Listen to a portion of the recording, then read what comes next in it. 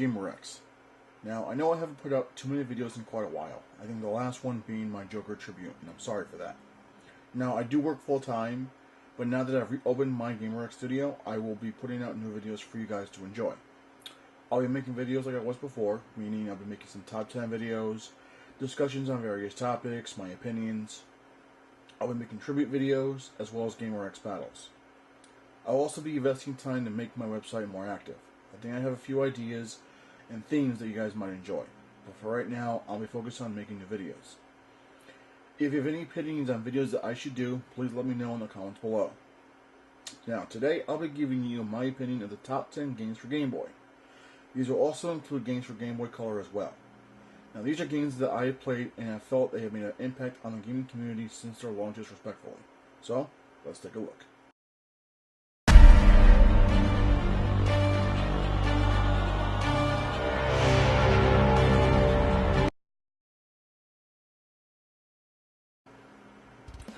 Starting this list off, at number 10 we have the 1990 Game Boy release of Paperboy.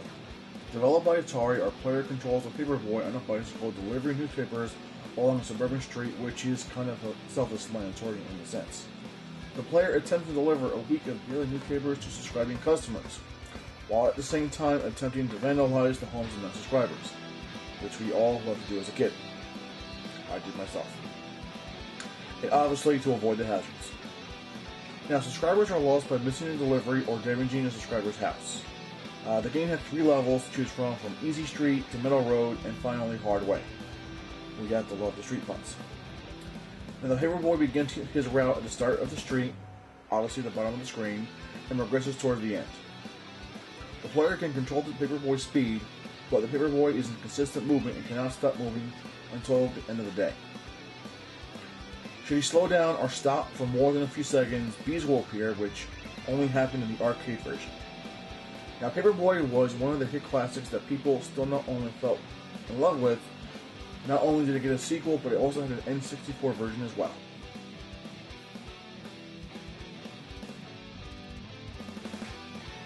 Fight Mode. At the number 9 spot, we have the rare developed Killer Instinct. One of the original classic fighting games, second to Mortal Kombat, was one of the biggest hit games for the Game Boy handheld. Though its Super NES counterpart made a bigger impact, a portable version of the game that most Game Boy owners had to have. And for good reason. With the introduction of combo moves depending on how many hits you land on your opponent, as well as the Combo Breaker feature, Killer Instinct had opened a new chapter for fighters. With 10 characters to choose from and stories to unlock, you had a lot to contend with both story and in versus mode. And to this day, Killer Instinct is still talked about as one of the original fighters. Don't believe me? Try out the new version for Xbox One.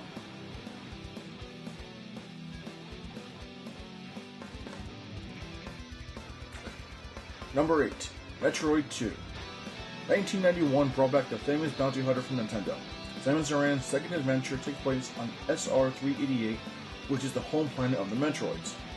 Now equipped with new skills such as the space jump, which allows Samus to jump infinitely in the air, when combined with the screw attack, can destroy any enemies flying by them. The jump can also be used to access other areas. Other new items include the Plasma Beam, Spazer, and Spider Ball. Surprisingly, Metroid 2 was linear than the first game since it was destroying Metroids to progress rather than finding new pathways to exploration. It received a good review upon initial launch, and to this day, Metroid has done many more games such as the popular Metroid Prime for GameCube and Metroid Fusion for Game Boy Advance. And let's not mention Metroid Other M for Wii. I don't know what Nintendo was thinking on that one.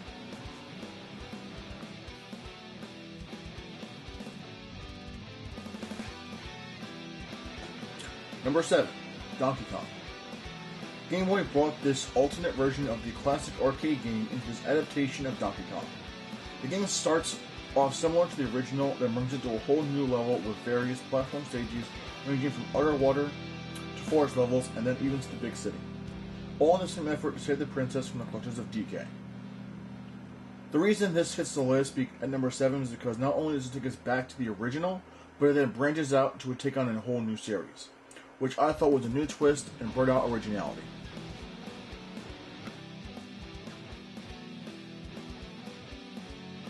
Invading the number 6 spot is the updated Game Boy version of Space Invaders.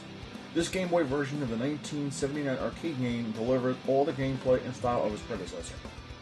Space Invaders was and still is a wildly popular arcade game and still holds its place today as one of the most beloved and most popular arcade games of all time. It was one of the forerunners of modern gaming and helped expand the video game industry from a novelty to a global industry.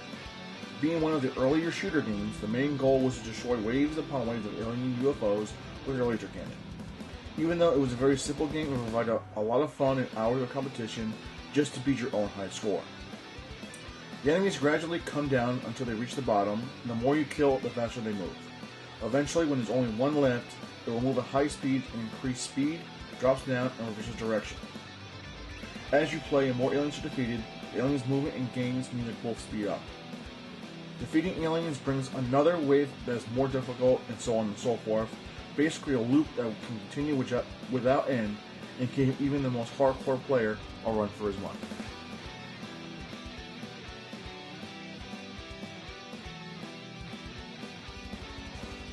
Number 5.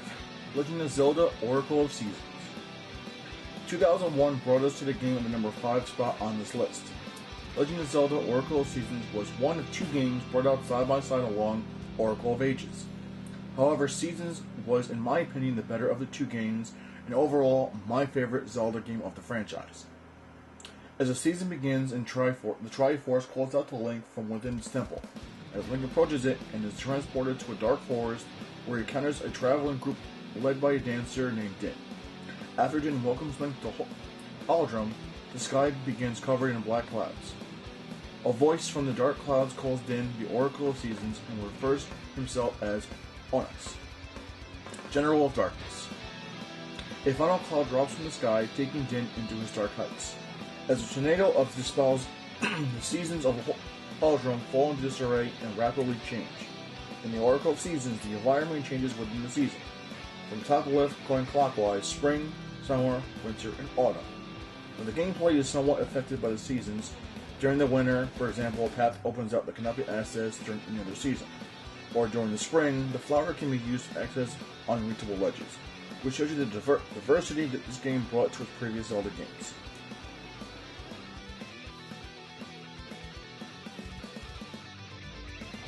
At number 4, it's time to catch 'em all. The original Pokemon games were and still are to this day a major hit. Released in 1996 in Japan and 1998 in the USA, players had the choice to pick one starter Pokemon in Charmander, Squirtle, and Bulbasaur, to raise them and their team to challenge the gyms and eventually the Elite Four, as well as the primary task, in my opinion, to complete the Pokedex. The original 151 Pokemon of Kanto, or Generation 1, were very popular in the 90s with monsters like Charizard, Dragonite, Mewtwo, and so on and so forth. Plus, due to its RPG turn-based element, rock, paper, scissors style battle, and the ability to trade with a friend was the beginning of what Pokemon has become today. There is honestly so much more about the original games I could cover, but you know what? Let's keep going.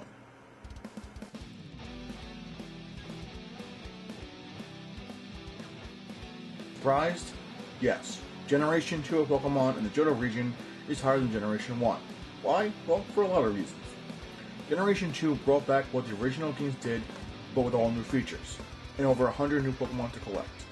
From night and day elements to roaming legendaries, breeding, held items, new teams to create, 2 new evolutions, 2 new Pokemon types, new Pokeball types, and of course Challenger Red.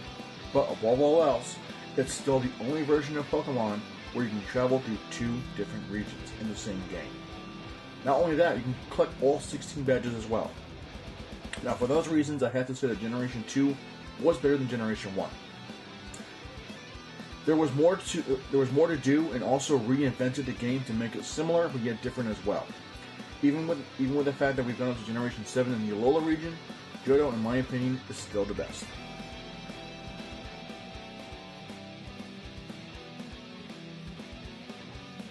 Now at number 2, needless to say, this is the game that had to be on the list. Tetris is one of the all-time best puzzle games. I mean, there isn't much I can really say about it that isn't really self-explanatory. I mean, with 7 different block types, your goal is to make a straight line before you hit the top of the screen.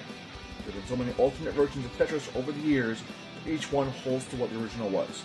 Classic.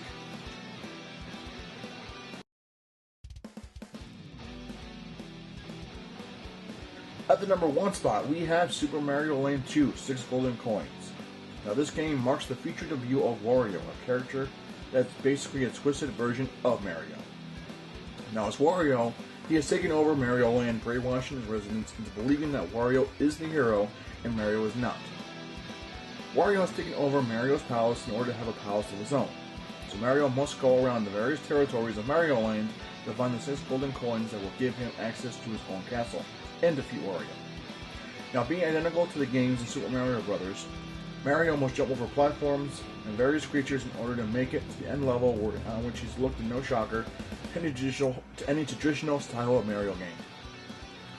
Goombas, Koopas all appear in this game with other kinds of enemies. Mario can jump on some enemies to defeat them, while others require different methods of defusing the Power Ball. Like Super Mario World, any of these levels except for the introductory stage can be replayed once Mario conquers them. It's a good way to get extra lives for the boss. Still referred to as one of the many fan favorites, 6 Golden Coins was a true classic and the most sought out game of the Game Boy library. Personally myself, this is one of the first games I got and I enjoyed it.